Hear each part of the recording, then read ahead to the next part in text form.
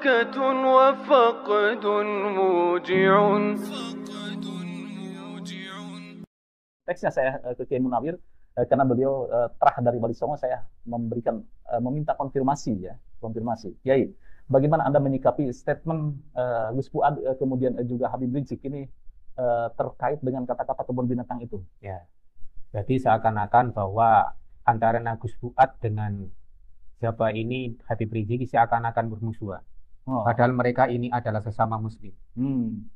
Innamal mu'minuna ikhwatun fa'aslihu baina akhawaykum. Dalam Al-Quran ditegaskan itu, kalian semua adalah bersaudara. Karena kita itu bersaudara, ya jangan cakar-cakar. Kalau mencakar-cakaran ya diselesaikanlah secara akademis, secara ilmiah gitu.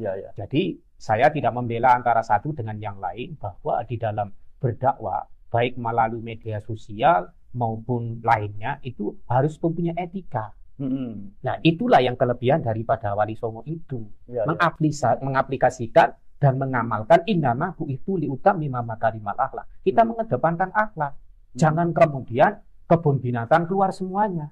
Tidak pernah keluarga Jawa Wali Songo itu akan menyampaikan yang seperti itu. Baik dalam buku manuskripnya Sunan Derajat yang ada di tempat kami, manuskrip karangan-karangan daripada keturunan Sunan Derajat yang dakwanya itu mengumpat, tidak ada. Bahkan mereka adalah menggunakan namanya simbolik. Kalau dia dalam bukunya Mbak Sunan Derajat pun yang namanya Syekhul Majnun itu tidak kemudian menjustis atau mengeluarkan kata-kata yang tidak etis. Apalagi itu menjelang di bulan Ramadan, menjelang Idul Fitri, yang sebenarnya adalah kita bagaimana menyambut malam Lailatul Qadar dan bagaimana kita menyambut tradisi yang sudah ditradisikan oleh Maulana Malik Ibrahim yang namanya halal bihalal.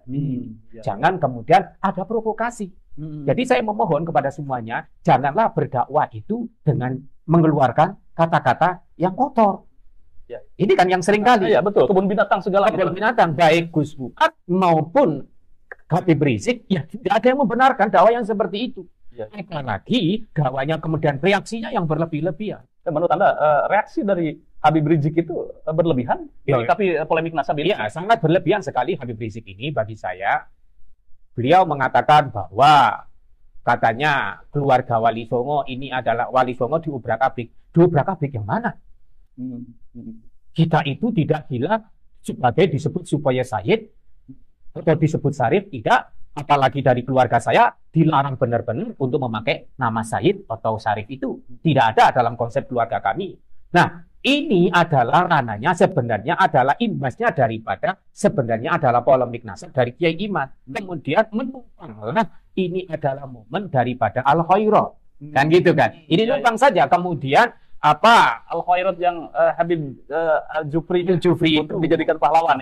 Itu berdasarkan bagi saya Al-Khairat dan FPI itu beda ranahnya. Itu pengetahuan Anda? Sepengetahuan saya, ya itu nggak ada kaitannya lah. Jadi mari kita berdakwah ini adalah dengan kearifan, dengan sopan santun, menjaga keharmoni yang ada di lokal ini. Jangan kemudian lokal ini tradisi yang ada di negeri ini, di Nusantara ini dobrak-abrik juga. Ini kan kemudian bagaimana reaksi daripada ketika Wali Songo dikatakan tidak mempunyai keturunan, ya kita biasa-biasa. Sudah terputus 500 tahun itu tidak akan dibicara. Iya, padahal kita itu mempunyai data.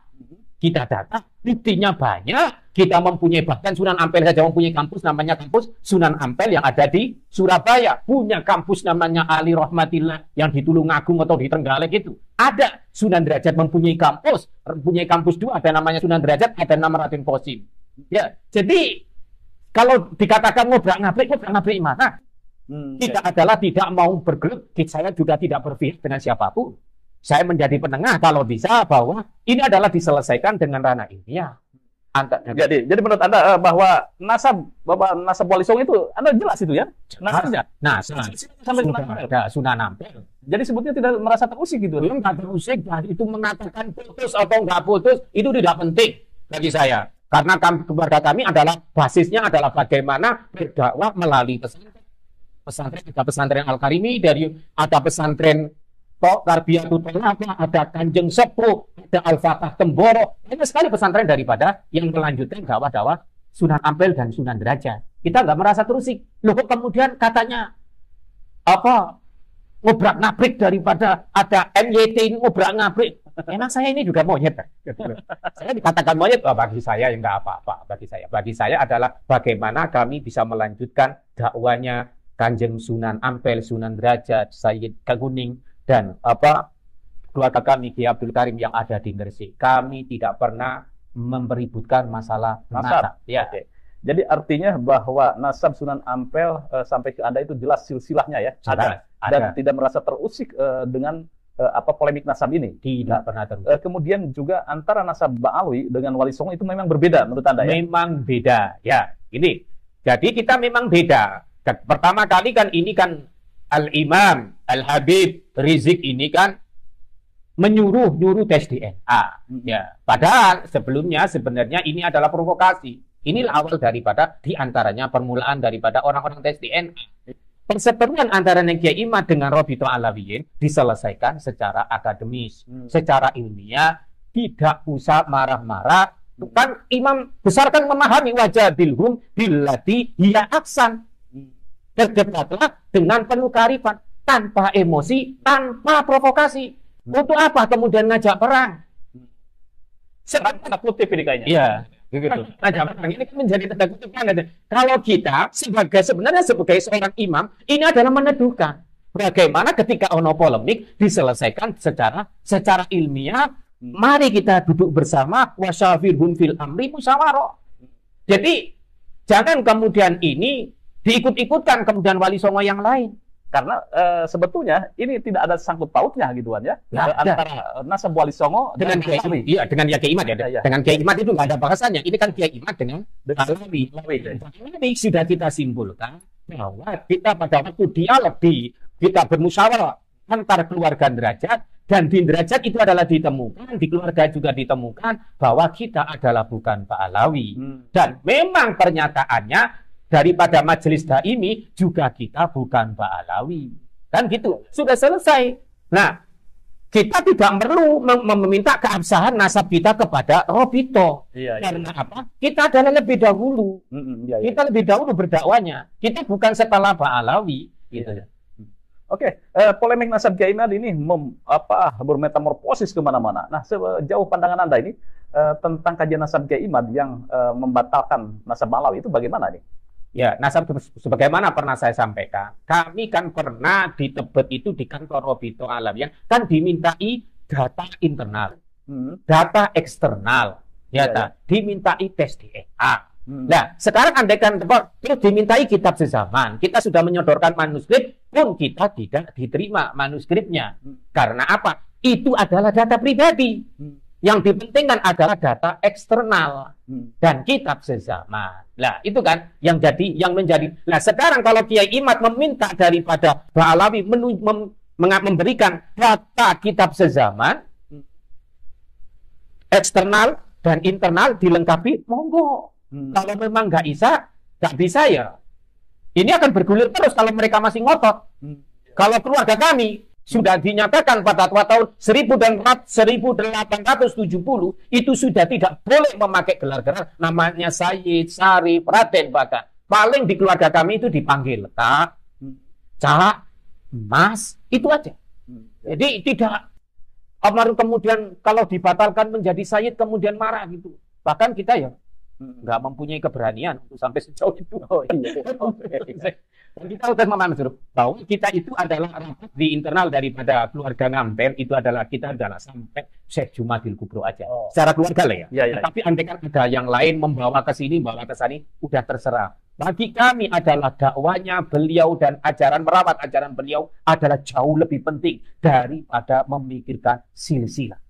Oke. Baik, ini polemik nasab Kiai Imad kan sampai kemana-mana sehingga bagaimana reaksi masyarakat ini memanas ini, apalagi statement Habib Rizik kemarin ya, menyengat.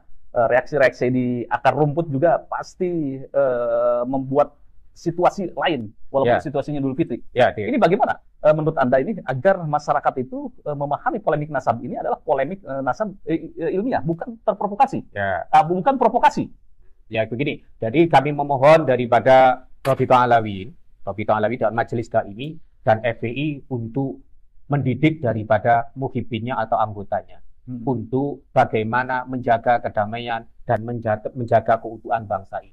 Jangan kemudian menyulut provokasi yang bisa membuat negara ini adalah terpecah belah. Demikian juga kami dari keluarga Wali Songo, dari Jamiah Wali Songo Nusantara, maupun dari keluarga Ngampel, keluarga Derajat, dan Wali Songo yang lainnya, mari kita himbau untuk mari kita menjaga kedamaian ini. Jangan terprovokasi.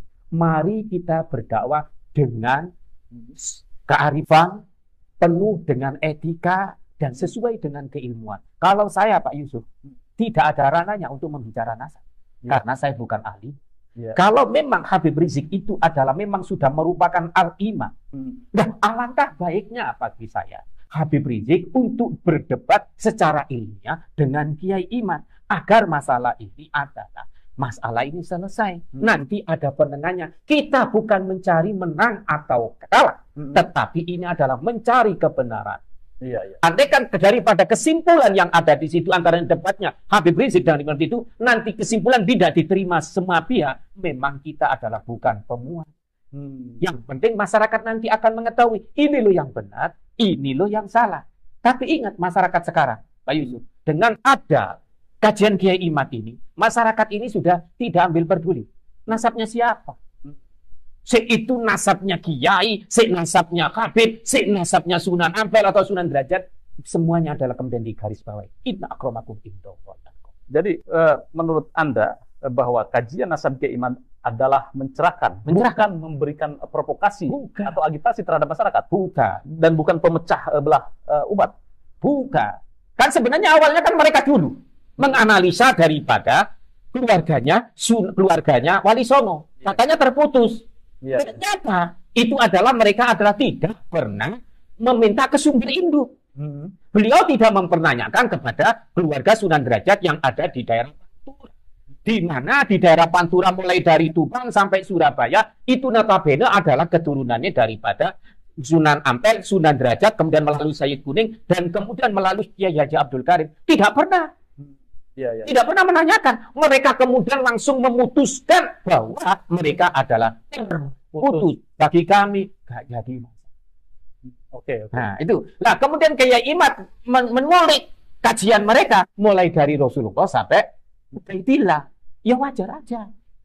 Wajar aja kalau memang ada meneliti itu. Kalau memang itu adalah solusinya ada dua ini. Apa itu? Solusinya adalah Habib Rizik atau Habib Taufik berdebat dengan Kiai Imad. Jadi Anda menantang Habib Rizik dan Habib Taufik untuk berdebat dengan Kiai Iman? Iya, itu solusinya. Karena apa? Habib Rizik adalah sebagai imam.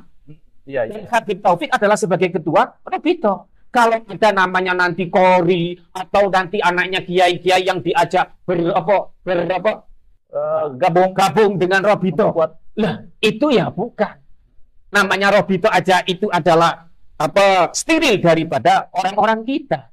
Yang ada daripada, kalau saya nggak salah Robito ya memang diurusi daripada Habib. Tidak ada yang melibatkan daripada keluarga Sunan Ampel, Sunan Derajat, dan kami. Nasab memang sangat komprehensif dan sangat penting di dalam Islam. Karena kenapa? Nasab itu menentukan ahli waris. Ahli waris. Terus kemudian memperjelas si A dan si B bertautan dengan siapa. Dia itu boleh menerima zakat atau enggak? Atau tidak. Di situ gitu. Masalah nasab.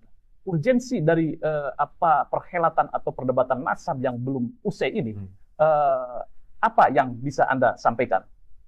Ya itu tadi, bahwa solusinya adalah debat antara dua itu, atau solusi yang kedua tadi itu kan yang pertama kan.